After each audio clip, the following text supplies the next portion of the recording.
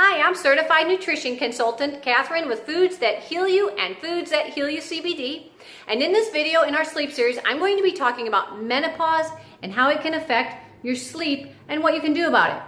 So when you go into menopause, your ovaries basically go into retirement.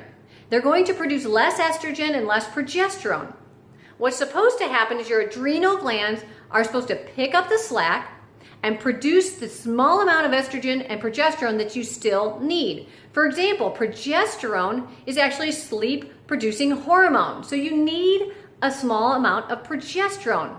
The reason people are not getting that amount of progesterone from the adrenal glands is because we are often stressed out. So I'm going to go through how this works, and hopefully you'll be able to follow me because it is a bit complex, but I'm trying to simplify it.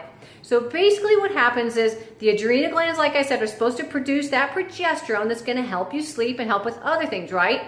But when you're stressed out, you need cortisol. Your adrenal glands are going to need to produce cortisol when you're stressed out to keep you going. It's like you're being chased by the bear. And you're running, and your adrenal glands are producing cortisol, and the adrenal glands at some point get wiped out and start stealing progesterone to turn progesterone into cortisol. Because it can't produce cortisol on its own, it's like, well, we're going to start stealing progesterone and using that to turn into cortisol. So now what happens? You're left with no progesterone and you can't sleep well, and then you have hot flashes and all kinds of problems. All right, so what's the solution here? So what you want to do is you want to support the adrenal glands. At the root of all of this is going to be support your adrenal glands so they can produce the progesterone and estrogen that you need when you're in menopause so that you can sleep and so that you don't have the hot flashes, because the hot flashes, that's another thing. The hot flashes are your brain telling your adrenal glands, we need more progesterone. And so the hypothalamus says, let's get her really hot. So maybe that'll get our attention. Make the body really hot so that the adrenal glands, it's like knocking on the adrenal glands door saying, we need progesterone and we're going to make you sweat until you start producing progesterone. And the adrenal glands are like, dude, I have nothing left in me. so the adrenal glands are turning that all into cortisol, and you're not sleeping and you're having hot flashes. So what you want to do to get to the root of this, like I said, is you want to support and nourish those adrenal glands. Now, the first temptation for people to do is to run out and get herbs that are supposed to help with the adrenal glands. The problem with that is that you're going to be whipping the horse if you use a lot of herbs. You need to feed the horse. Herbs are like caffeine. They're going to have that stimulating effect, and it's going to whip the horse, and the horse is going to get tired. You're going to get this instant burst and then tired, right? So you want to feed the horse. You want to give the horse, your adrenal glands, good plant-based proteins.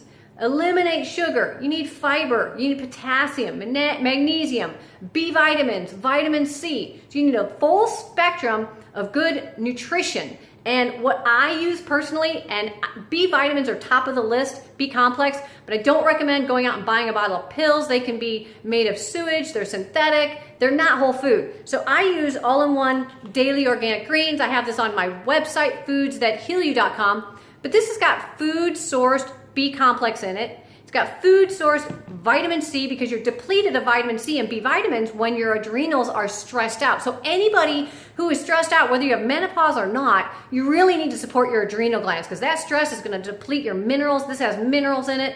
It's going to deplete potassium, magnesium. It's going to deplete B vitamins, vitamin C, okay? So as you can see here, you really need to build your body up. Build your adrenal glands up, nourish. Don't just run out. Well, I would say I don't recommend you run out and get a whole bunch of herbs. Now, this does have adrenal supportive herbs in it, ashwagandha, which is going to help balance cortisol levels. But again, we don't want to whip the horse with things like ginseng. If you go out and just get ginseng, you're whipping the horse and you're not feeding the horse. You need to support the adrenal glands, nourish the adrenal glands.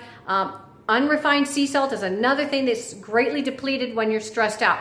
So that will help get to the root of your problem and help you sleep better. Another thing that you can do is CBD hemp oil. And what CBD hemp oil can do is it can help balance cortisol levels. Because again, when you have high cortisol levels, which I explained in another video, it's going to keep you awake. You're running from the bear. So CBD oil can help balance those cortisol levels, and it has a calming effect. And a lot of people do really well with it, taking it before bed. The key to success with CBD oil is taking it consistently for every day and give it a couple weeks to regulate your sleep. It's not a drug, it's an herb, it's a superfood. It's going to build you up, it's going to balance your hormones, but it's going to regulate your sleep over time. You may experience something the first night you take it, but you definitely have to be patient with it. Our most popular CBD product for sleep is going to be our gold label. This is what it looks like on my website, foodsthathealyoucbd.com, and I'll have links below the video. And this is the tube, what it looks like. I have videos showing how to use it and everything. One other option, if you have, for example, restless leg syndrome that's caused, well, by anything, but sometimes with menopause you can have restless leg syndrome.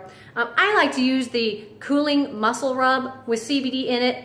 It's really got a lot of potent CBD in there, full spectrum. If you put that on the bottom of your feet, it can really help because the nerve endings are at the bottom of your feet. And so it can really help calm you from the bottom up, help calm your nerves and your muscles and your legs down to help you sleep better. All right, so those are just a couple suggestions. And as I mentioned, I have other videos in this sleep series that you're gonna be watching that will help fill you in on this as well. But I just wanted to cover that because it really is a big problem for a lot of women who are going into menopause. And I wanna help share with you what I've discovered and learned on how to get a better night of sleep with these hormones kind of going all over the place, okay? So thanks for watching. We'll see you in the next video.